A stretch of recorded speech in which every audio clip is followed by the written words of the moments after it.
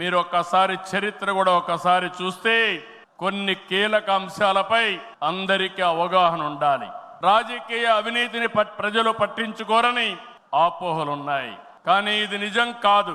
అందుకే అవినీతిపై టీడీపీ ఎల్లప్పుడూ పోరాడుతూనే ఉంటుంది.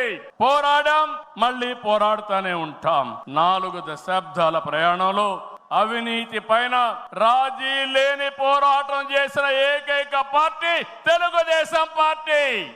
ఉమ్మడి రాష్ట్రంలో మీరు ఒకసారి చూస్తే 84లో ప్రజాస్వామ్య పరిరక్షణ ఉద్యమం నుంచి నిన్నటి వరకు విధ్వంస పాలన వరకు మరువలేని పోరాటాలు చేసిన పార్టీ తెలుగుదేశం.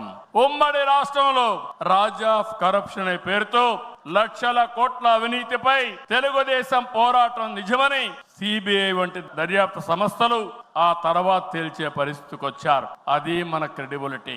మనం ఎప్పుడు కూడా ఆరోపణలు చేయం. వాస్తవాల్ని దృష్టిలో పెట్టుకుని ఎవరు ఎక్కడ అవినీతి చేసినా చివరి వరకు పోరాడిన ఏకైక పార్టీ తెలుగుదేశం పార్టీ.